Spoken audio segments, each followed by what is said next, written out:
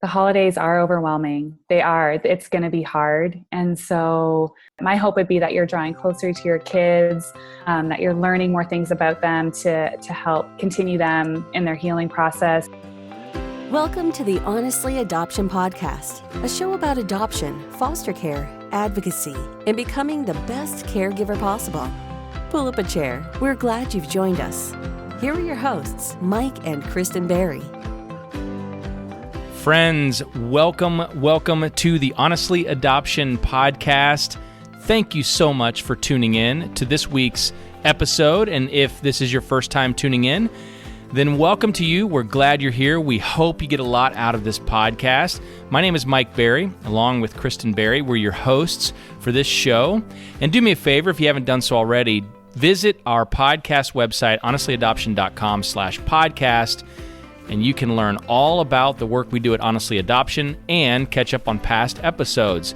We are excited to share an interview that we did a few years ago with you because this week is Thanksgiving here in the United States. In fact, you may be listening to this on Thanksgiving Day, and maybe, like a lot of parents out there, you are about to lose your mind because basically, the time frame between Halloween and New Year's Day is quite the experience for us as caregivers of children with a trauma history.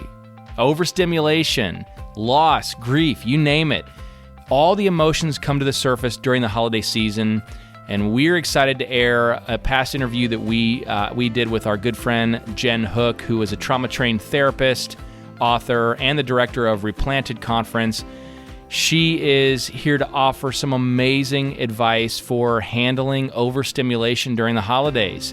Man, if you're at your parents' house, right? You're at your extended family's house, and it is like mass activity, mass overload, and your child is melting down. What do you do about that?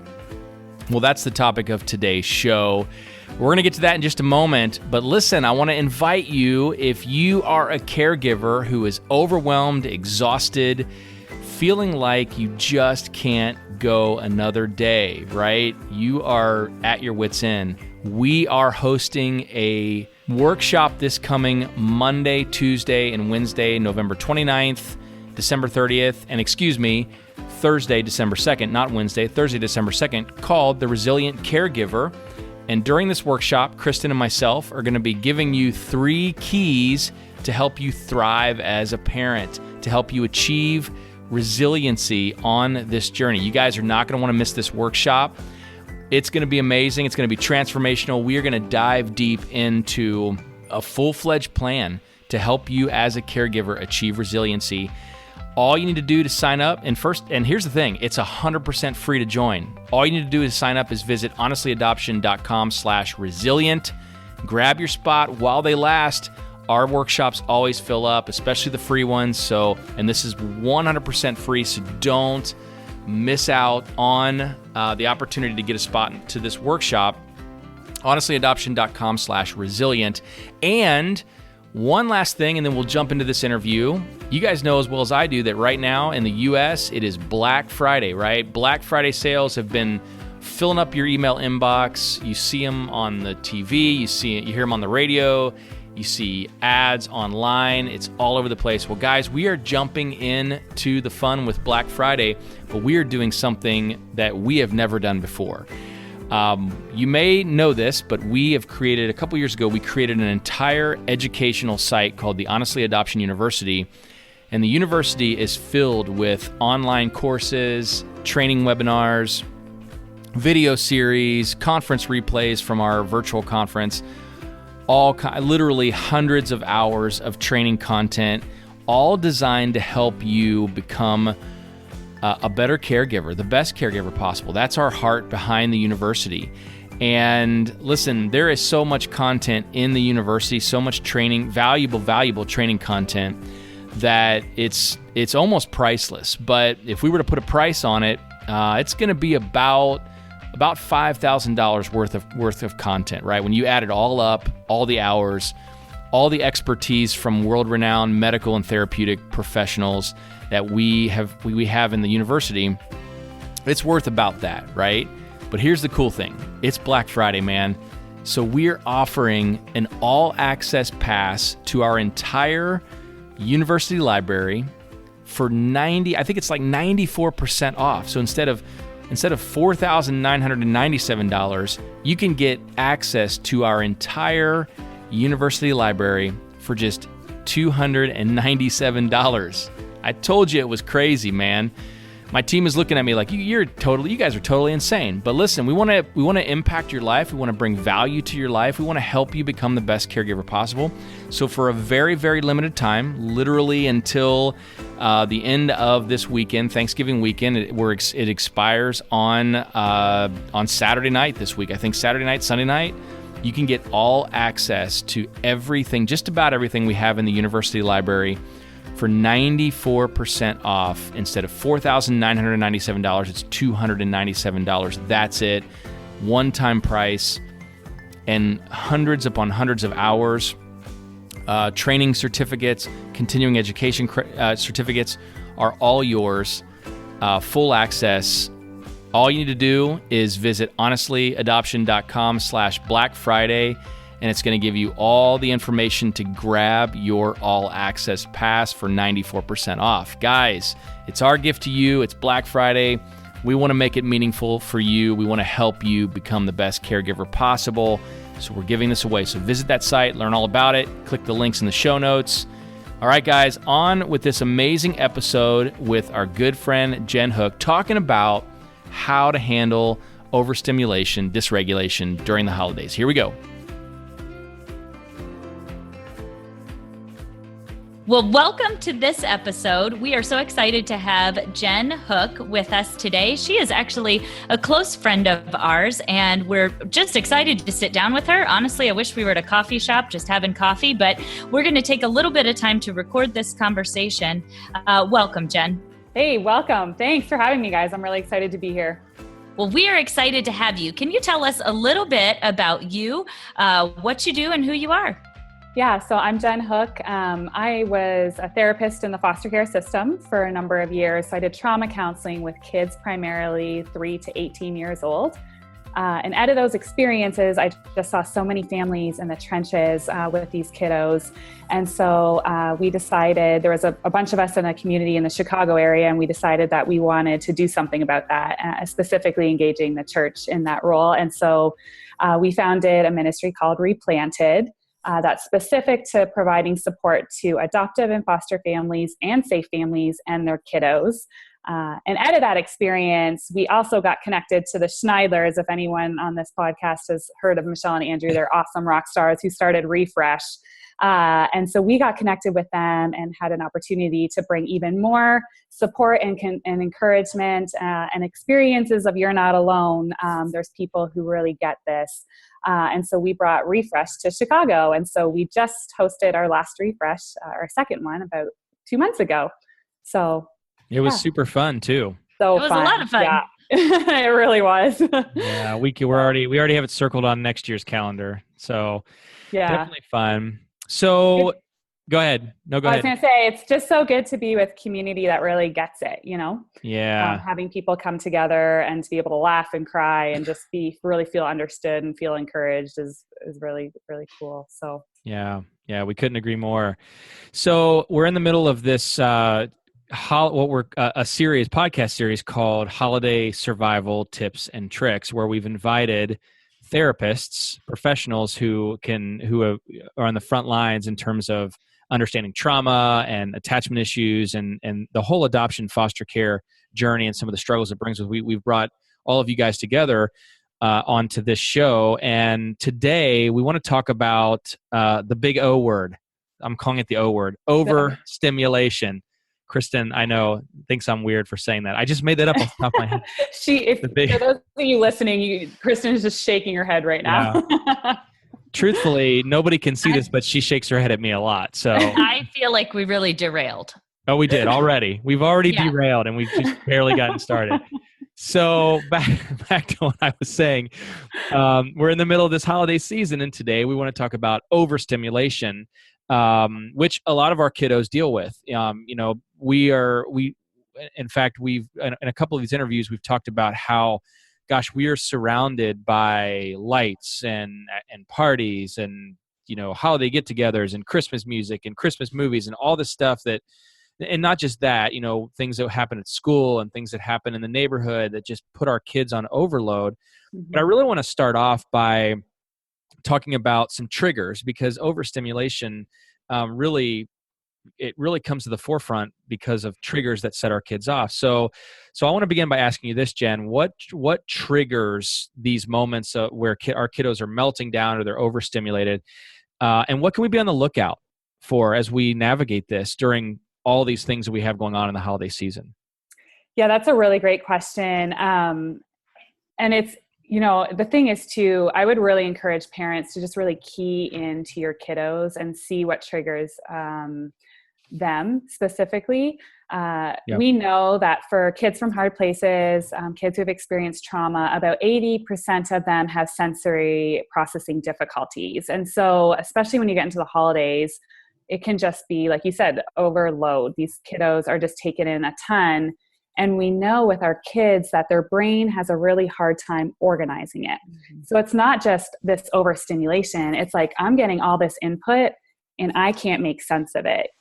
For us, we know when we hear different sounds, we hear the heater kick on or a Christmas song in the background, different noises, maybe the laundry machine's going on. We can prioritize which of those inputs needs to get our attention.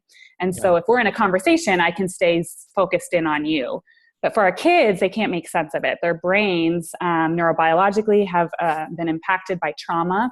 Their executive functioning hasn't been impacted. And so it's really hard for them to organize. So some triggers are really anything that has to do with the senses. So smells can be triggers, things that are really candles, there's lots of different scents that are going on, potpourri, those can be really overstimulating. Noises, like I said, we've got Christmas music, noise, families. I mean, if your families are anything like mine, it's just like chaos. It's go time, and it's 8 hours of just like loud and fun. Yeah, that's pretty much ours too. So. Yeah, but that's a lot, that's a lot to handle.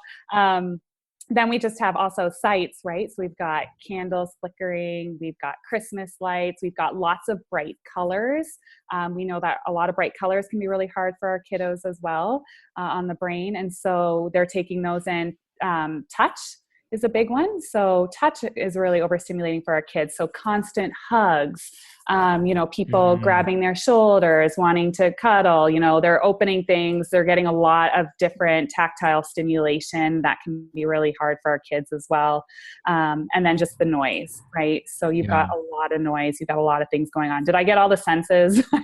I think so. Pretty close. So. Okay. Pretty close. So triggers, taste. Yes. So we've got a lot of different tastes. I know parents listening to this are thinking, my kids are really averse to certain tastes, textures that they put in their mouth, things like that. So you go to somebody's house, they've got a food spread that doesn't agree with your kiddo. That's going to be really hard for them. So I just thank you for explaining it that way. That is literally the first time I've ever thought about the fact that our triggers are all to do with our five senses. It just helps me to put it into a category and kind of think through, even as you're talking, think through our children, some of the things that they're coming face to face with and sort of identify, we were at the zoo and it was loud and it smelled strange, or whatever. That really helped me a lot. So knowing that those triggers come with each of our five senses, what can we do to help our children regulate in the middle of all of this? Some things we can keep away from, but some things we're not going to be able to avoid. What can we do? Yeah, that's a really great question. So I was going to say too, in addition to senses, just a lot of inputs being overloading for our kiddos, we know that kids with trauma and sensory issues really have a hard time with transitions and a deviation from schedules. And I mean, that's what the holidays are. You go into Christmas break for 2 weeks, you have no structure now. You've got family things you're going to, and that can be really overwhelming for our kids. So I would recommend a couple different things. One is simple. It's actually just setting boundaries. So our kids have a hard time regulating their emotions and feelings and coping with their experiences. So setting boundaries on how much family time you do, how frequently you do family trips, the duration that you're staying there for. If a 5-hour family time with 80 people is too overwhelming for your kiddos, maybe shortening that time can be helpful. What I would say too is to really make things as predictable as you can. And so there's a few suggestions I have with helping make things predictable. So whether you have a child, a teenager, you want to really outline how the day is going to go down for them. And I actually therapeutically would work with my kiddos ahead of time, and we would rehearse this, so at this time we're going to wake up, we're going to open presents as a family, kind of give them how this is going to go down. Then we're going to get in the car. We're going to go to grandma's house. And so I would recommend images. Our kids have a really hard time verbally hearing and holding on to what we say. I think there's some statistic out there about anything over 7 words is really hard for our kids to hold on to. Visual images are really helpful. So maybe putting up a calendar with pictures of where you're going to be going, pictures of aunts and uncles or wherever you're going to be. And then daily ones as well. So having little pictures that you're showing.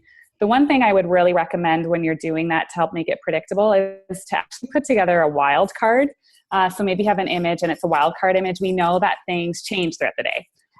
Sometimes we have to do something that wasn't part of the plan, and that can be catastrophic for our kids. It's just too hard for them, right? But if we talk to them about this wild card and let them know, like, hey, sometimes we have to deviate from the plan slightly. And if that's going to happen, I'm going to put this wild card in place, in that place on the schedule. That's interesting. That can really help our kids as well. So, so I would say, making things predictable, sensory wise, it's going to, like I said, tune into your kids. Do you have a child that's sensory seeking or sensory avoidant? And you really want to tailor what you're doing to those specific needs. So if you have a child that's sensory seeking, you want to make sure you're giving them breaks. So if you have, some of us travel for the holidays and it's 5 days at grandma's house, and you're listening to me going, Jen, that's going to be really hard to do, But we know that every 2 hours, if we do a sensory diet with our kid, it can really help maintain a good emotional baseline for them. And so maybe your kid is somebody that really seeks like pressure, heavy weighting, they like pushing things, they're spinning upside down. What strategic things and creative ideas can you come up with to incorporate that into their day? Again, every 2 hours. We also want to make sure every 2 hours they're getting water or some sort of beverage and food as well to help keep them at a better baseline with their senses. So for a kid who's sensory avoidant, you're going to want to maybe identify a space in the house, if it's not their own home, where they can go and just kind of unwind a little bit. It can be really hard for kids who are sensory avoidant to be in a Christmas setting where they need to be on. That's really going to lead our kiddos to have breakdowns that last a really long time. And so just trying to really be mindful of, hey, I'm going to even set a reminder on your phone every 2 hours. We're just going to maybe go for a walk down the street and just take a little break. Things like that can be really helpful as well. So, Wow. That's, you just gave us enough, I think, to cover not just the holidays, but the entire year as well. So it actually made me think, I have a friend who has a son who does not do well during the holidays.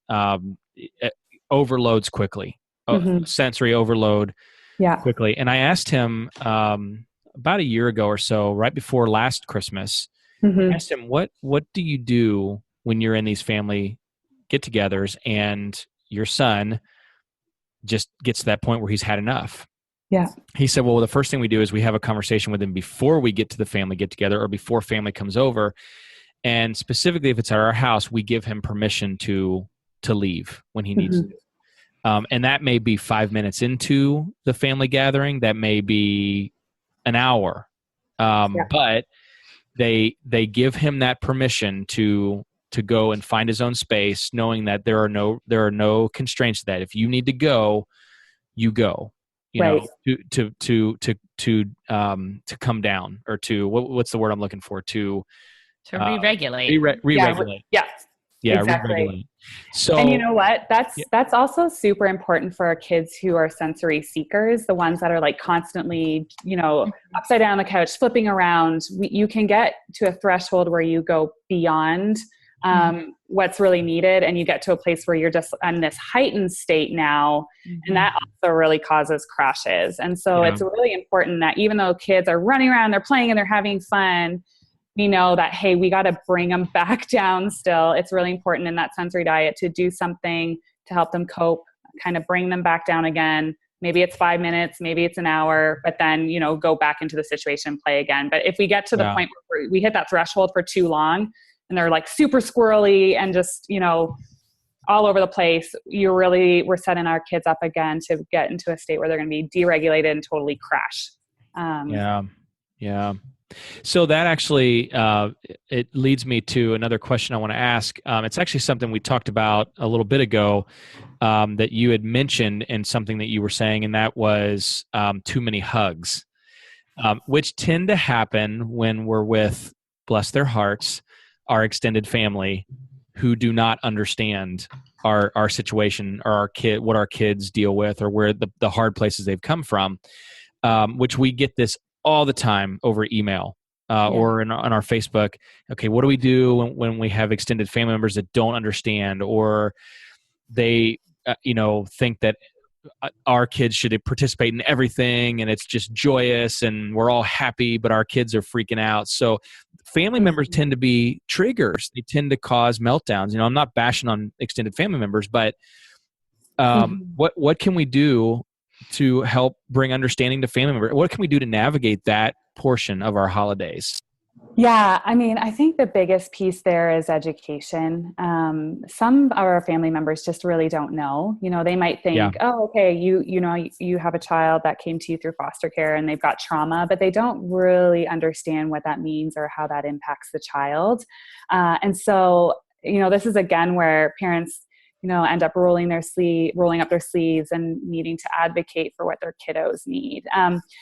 Just therapeutically, it's really important too for our kiddos that we not hug them if it's not welcomed, if it's not something they want. And so we're always teaching kids that they have a voice in that. And so that someone should ask them for a hug. And if they say no, that's respected. Some of our kids have been abused, they've been hurt in those ways. And so we always want to respect their bodies. And so I think that's something where you educate your family. Maybe it's an email that goes out and just says, hey, our kiddos really have a hard time around the holidays. We've got some sensory things going on here in overstimulation.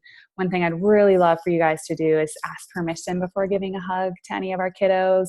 And if they say no, I encourage alternatives, right? It doesn't have to be a hug, but maybe it's a high five. Maybe it's a fist dab or something like that, where it's less contact, it's a little less invasive.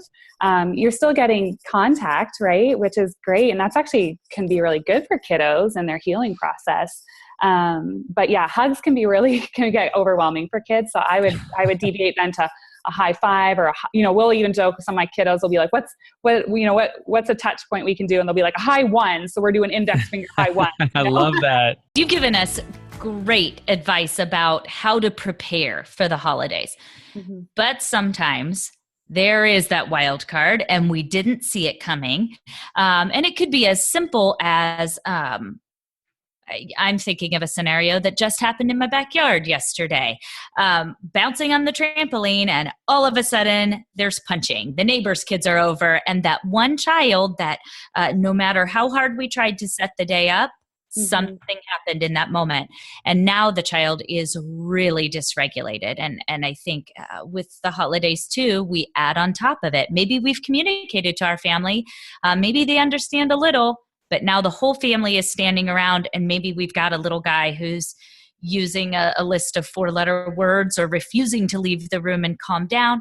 Yeah. What would you say to a parent who found themselves right smack in the middle of the overstimulation? How can we connect right then? Yeah, I think connecting with that child is priority. So we know for our kiddos that when things like that happen, it's usually the trauma brain that has taken over. We know when trauma is activated, the amygdala is on, basement's off, and that's where we find our language skills, our coping skills, self-regulation, moral compass, all those things. And so, but also, we also want to get our kids to a place where they're not punching as their initial reaction to an event that they experience, right? And so I would really encourage people to do as much premeditated stuff as you possibly can to prepare your kiddos, because we do know that when our kids get deregulated, a lot of times they deviate back to fight, flight, or freeze, right? And so now, they are, their initial reaction is to punch or push, right? Or to run away, right? You get those scenarios a lot. I had one little girl that would do both, fight and flight. So that was a really tricky combination to respond to. And it can be frazzling. And I know for parents, a lot of times too, you feel like, oh, we're that family, right? And, but I would encourage you guys to really quiet that noise of other people's judgments and criticisms, and know that you're responding to a history you didn't create, that there's so much more going on there. And so I think that's a matter of grabbing the kiddo, and you need a calming strategy is the first thing you want to do. We know that responding and trying to do something corrective immediately isn't going to be helpful because they're deregulated. They're not hearing you.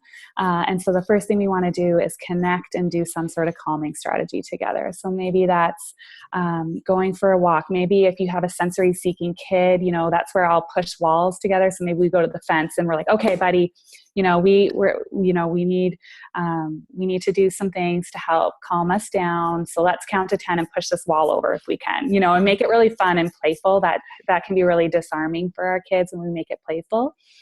And then we have that conversation, or maybe even a redo, what happened here? Let's hear their story, hear their voice. How can we do it differently? I know he stole your toy or he called you a mean name, and that's not okay. And we're going to deal with that. But we also need to make sure, Karen Purvis has those slogans that are really great. No hurts, stick together, be gentle and kind. So what are those slogans that you can use with your kiddos to help grab them and help engage them in a calming strategy, so you can get back into having, as much of an enjoyable Christmas as you can, but it's hard. That's the thing, right? It's hard. And we know we're setting up our kiddos almost sometimes for failure when we're walking into these really overwhelming family gatherings, And unfortunately, what breaks my heart too is that a lot of families don't get the grace that they should get from their extended family when they're responding in these scenarios, because you're responding to a trauma brain. You're not responding to your average kiddo. And so for us, for some extended family, they're thinking how is this different? That behavior is not okay, but they don't know what you know.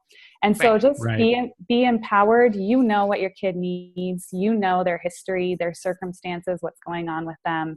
And so just tune into that. I want to circle back for a second too. When I talk about doing stuff like premeditated things, sometimes our kids just aren't really aware of their bodies. And so I have very frank conversations with the kiddos that I would see, and we would talk about, hey, Christmas sometimes is really overwhelming, and we don't necessarily have body awareness sometimes when we're starting to get deregulated. And so we would do activities where I would say, okay, we are going to do 20 jumping jacks as fast as we can. And so both of us together are just arms flailing, going as fast as we can. And then I stop and I say, okay, what do you notice about your body right now?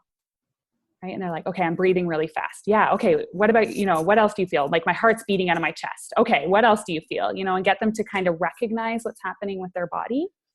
And then I teach them, okay, that's what happens sometimes when we start to feel mad, when we start to feel really overwhelmed and deregulated, our body gives us cues.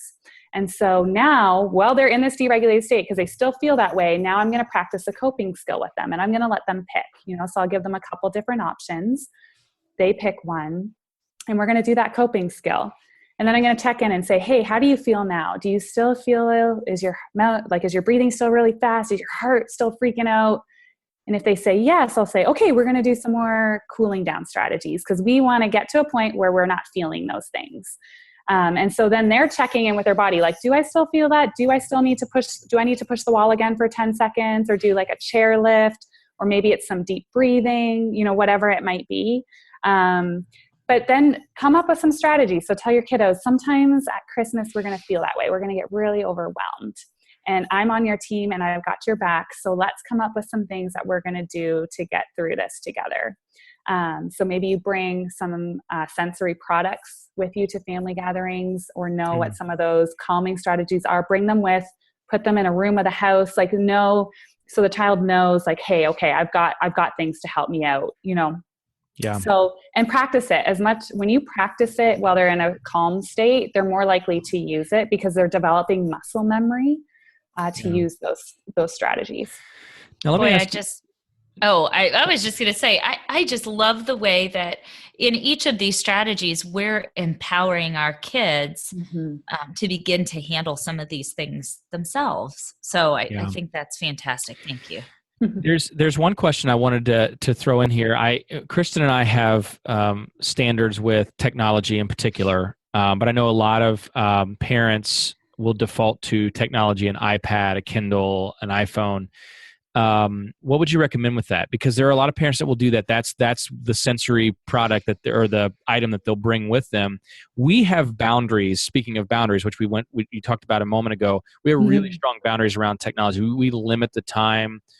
Because in particular, we found with our kiddos, two of our kiddos in particular, it is like an obsessive addictive level where they would spend all day long. So what would you say to the parent who that tends to be their default? Yeah, I think, technology is really tricky, right? Because there can be a healthy amount that you use, but a lot of times for our kids, you're right, we get into that addictive quality.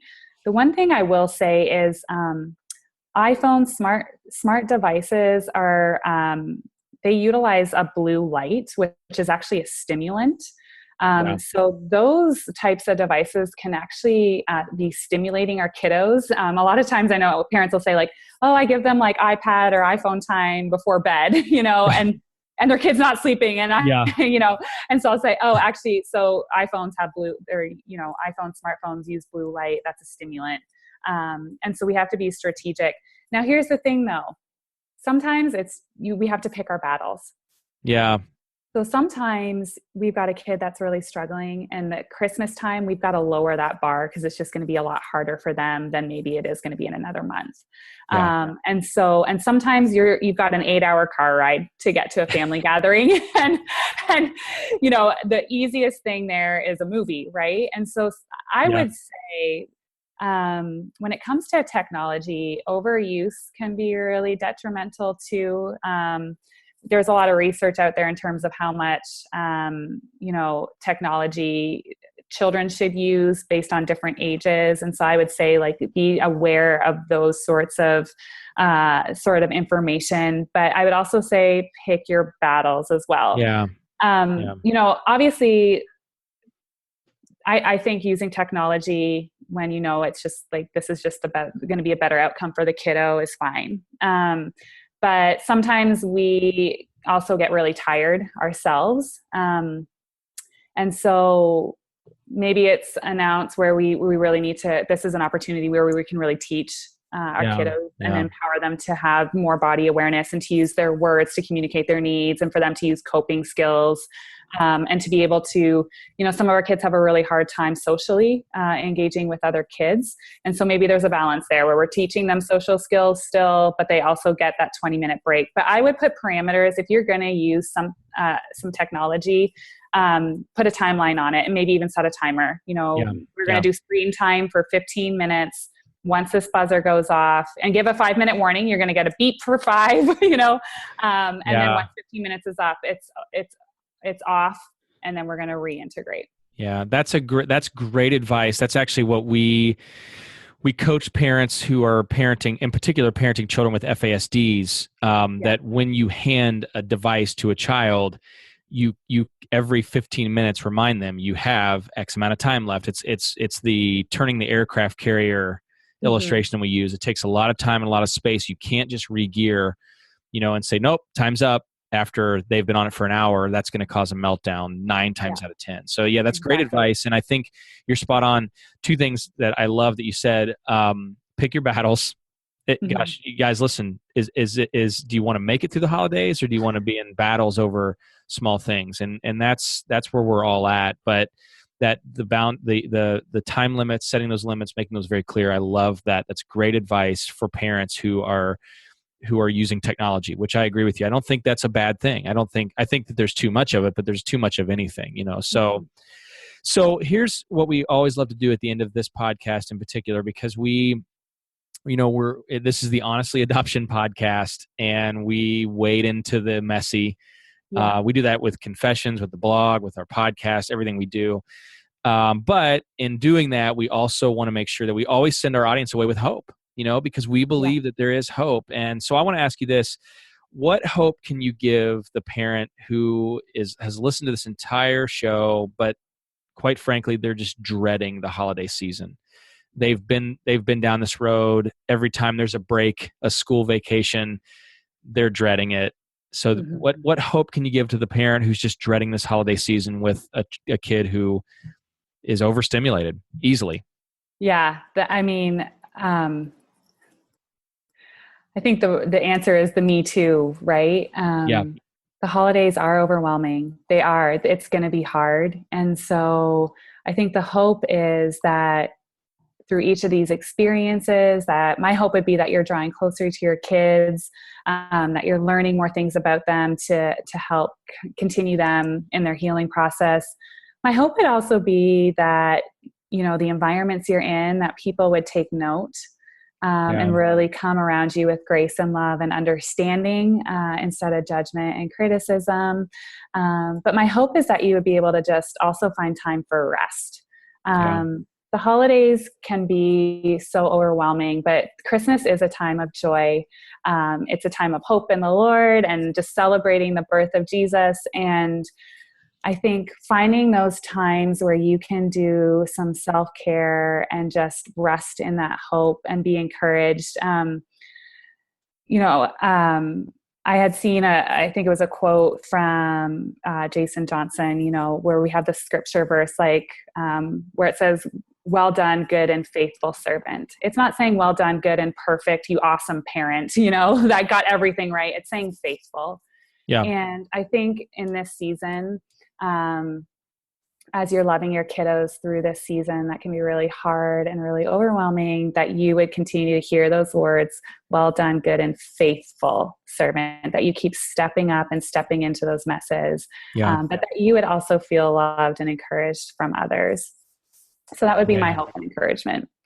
Yeah, that's good stuff. I mean, that I couldn't agree with you more. And there is hope. That's the thing. As you were talking earlier, I just kept coming back to that you are not alone factor, that me too. Yeah. We talk about at Refresh Conference in particular. And that's the case. That's the truth. You are not alone on this journey. There are people who understand, what you're going through, and know that, believe that. So Jenn, thanks so much. Go ahead. Yeah. I was going to say, and I think that's where being in a community that gets it is really important. So being connected to Oasis or Refresh, for Replanted, we do groups, right? So where you can come and feel understood, where you can be authentic, and share and know that you're sitting in a community in a room full of people where it's like, Christmas this season is hard. We just came out of Thanksgiving. We barely caught our breath. And now we have to jump into Christmas. Exactly. It could be easy to be like, this is going to be a disaster. But to have people where you can connect and just know hey, your arms are being held up. I love Kristen's done such a great talk about that, where we're holding one another's arms up. And so when you've had a hard Christmas, reach out to people who get it. Just say I had a tough day. I need prayer, or I just need someone to tell me a joke, something, but know that people are out there and they get it. So Jenn, we've talked a lot about overstimulation of our senses, but what about emotional overstimulation or overstimulation of our feelings? Yeah, that's a really big one for sure, Kristen. I think this is huge for our kids. For some of you listening, maybe you have children that have come to you through foster care. Maybe you've adopted and they've come from an orphanage. A lot of our kids have really big feelings around the holidays. And a lot of times too, they have a hard time navigating those feelings because they are usually two extremes. Sometimes we have kids that are really sad and upset because maybe they're missing their first family and the traditions that they used to do there. And they're also really excited and happy about the new traditions that they're starting with your family. So we can get kids that are in really big emotional places that are kind of polar opposites. And that's complex and it's hard for them to sit with. And so one thing I would really recommend is validating your kiddos' feelings. Now that sounds really simple, but a lot of times, and I'm guilty of this too, we want to fix, right? The holidays is a time to feel happy and excited. And so we want to come in there and help our kiddos feel better. And so what I would really encourage is whatever they're feeling to just really validate it. So if you have a child that's currently in foster care, maybe they're separated from their siblings right now and they're sad about Christmas. They're sad they won't be with their siblings. They're worried about their birth parents.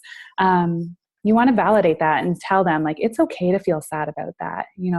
Let them know that feeling is okay. It's okay to feel that way, that you're going to be there to support them. Versus hey, yeah, I hear you. We're going to have a really good Christmas though. A lot of times we want to fix it and tell them about all the happy things that they're going to get to experience, But again, just sit with them in both of those hard places, right? It can be really sad.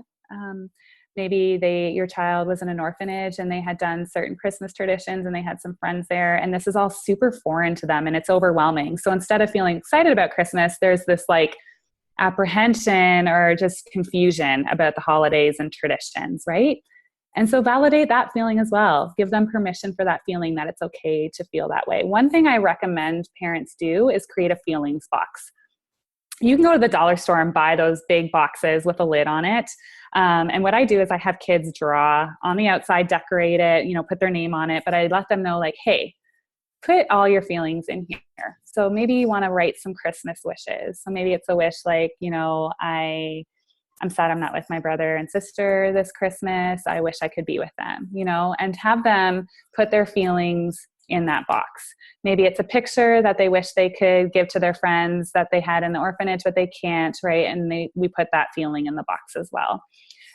Maybe it's a heart. Sometimes I'll have kids draw their heart. What's their heart feeling? And I'll get them to pick certain colors to go with certain feelings. So we'll pick 5 feelings. So maybe they pick sad and I'll get them to pick a color for sad. And then they pick happy and I get them to pick a color for that. And then I'll ask them, color what your heart feels like using these colors. And so they get to pick how much of their heart is happy or sad, but that can be a really great outlet as well, because sometimes our kids aren't going to talk about it, but they're going to draw or color about it. And so being able to have all these treasures then that they can keep in this feelings box, to know that their voice is important, that all their feelings are important, and that they have an outlet for those feelings is a big deal. Well, Jenn, thanks so much for your insight, for your expertise in this area, and just for your knowledge in this and also your encouragement. We really appreciate it. Yeah, no, it was great to be here. Thank you so much for having me, and thanks everyone for listening. Yeah, definitely. And real quick, tell everybody how they can find you and the work that you do. Yeah, so if you go to replantedministry.org, you can see all the various supports that we offer. We are helping especially communities build specific groups to support foster and adoptive families where they can have Me Too moments. And so you can go to that website to learn more, and to contact me, you just fill out the contact information, and I'd be happy to connect. All right, Jenn, it was so nice to have you here. Thank you for joining us. Yeah, thanks for having me. Well, friends, we hope you have enjoyed this awesome interview with our friend Jenn Hook. She is awesome. We love her to death. Such great insight, such great perspective. Man, listen, if you guys share with a friend, we hope you guys have a good Christmas. We hope it's peaceful. We hope that it's filled with joy. But we hope that when those times come where you feel like you are up against the wall, that the insights and strategies that Jenn shared is impactful for you and helps you and transforms your journey. Listen, if you want more from the Honestly Adoption podcast, consider becoming a podcast VIP. Visit patreon.com/honestlyadoption and learn all about all the cool bonuses that you get when you become an official VIP member, a Patreon of the Honestly Adoption Podcast. And we'll see you next time on the show. Thank you for listening to the Honestly Adoption Podcast, a resource courtesy of the Honestly Adoption Company. To learn more about us, visit www.honestlyadoption.com.